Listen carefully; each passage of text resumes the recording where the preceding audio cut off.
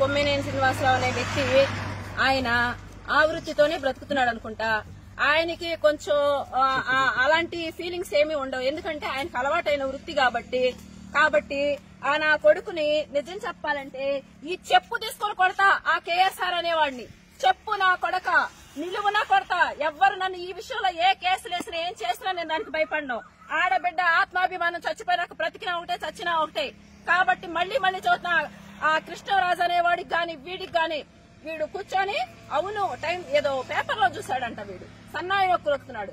నా ఉద్దేశం ఏంటంటే ఈ కేఎస్ఆర్ గాని ఆ కృష్ణరాజు అనేవాడు కానీ ఈ వృత్తులతోనే సంపాదించుకొని అక్కడ బ్రతుకుతున్నారు. ఎక్కడ ఏ ఛానల్లో, సాక్షి ఛానల్లో కదా, ఆ సాక్షి ఛానల్లో కూడా ఈ విధంగా ఎలాగూ సంపాదన లేదు దోచుకోవడానికి. రాష్ట్రంలో అధికారం కోల్పోయాం కాబట్టి ఈ విధంగా ఈ వృత్తిలో సంపాదించుకొని బతుకుదామని వాళ్ళు బ్రతుకుతున్నట్టున్నారు. అందుకని చెప్పి అమరావతిలో దళిత మహిళలు ఉంటారు కాబట్టి మమ్మల్ని ఏం చేయలేరులే, మా ఇష్టారాజ్యంగా మేము మాట్లాడతాము అని చెప్పి మాట్లాడారు. వీళ్ళు మాట్లాడింది ఇక్కడున్న దళిత మహిళల్ని. మా దెబ్బ ఏంటో కేఎస్ఆర్ గాని కృష్ణరాజు గాని చూపిస్తాం.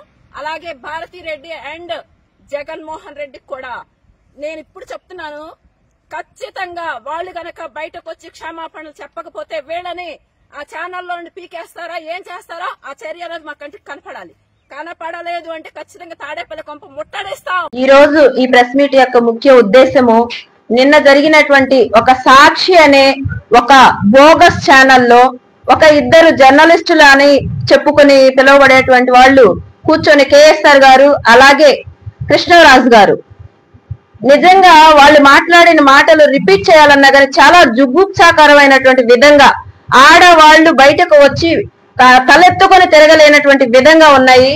ఒక్క మాటలో చెప్పాలంటే అంతకు ముందు రోజు చంద్రబాబు నాయుడు గారు అమరావతిని దేవతల రాజధాని అని చెప్పి కొలవడం జరిగింది. దానికి కూడా కారణం నేను చెప్తాను. ఎందుకంటే పచ్చకళ్ళ వాళ్ళకి లోకమంతా పచ్చగానే ఉంటుందని చెప్పి ఈ కేఎస్ఆర్ లాంటి వాళ్ళకి, ఆ కృష్ణరాజు లాంటి వాళ్ళకి గత 5 సంవత్సరాల్లో కూడా అమరావతిని ముంపు ప్రాంతం అని, ఎడారని, శ్మశానం అని, గ్రాఫిక్స్ అని, ఒక సామాజిక వర్గానికే సంబంధించిందని, అక్కడున్న వాళ్ళంతా రైతులు కాదు రియల్ ఎస్టేట్ వ్యాపారులని, బినామీలని, పార్టీ వ్యక్తులని రకరకాలుగా అవాకులు చెవాకులు పేలి అవన్నీ కూడా అవాస్తవాలని చెప్పి ప్రజలు వాళ్ళకి చెంపపెట్టు లాంటి తీర్పునిచ్చి ఇళ్లలో కూర్చోబెడితే అది కూడా చాలదని చెప్పి కనీసం ఆత్మవిమర్శ కూడా చేసుకోకుండా మళ్ళీ టీవీ ఛానల్ సాక్షి అనే ఒక ఛానల్లోకి వచ్చి ఎంత జుగుప్సాకరమైన మాటలంటే అమరావతి అది ఒక వేశ్యలకు సంబంధించిన ప్రాంతం, వేశ్యల రాజధాని అని చెప్పన్నారు. నేను ఆ కేఎస్ఆర్ అనే వ్యక్తిని, ఆ సాక్షి ఛానల్ వాళ్ళని స్ట్రూటిగా ఒక ప్రశ్న అడుగుతున్నాను.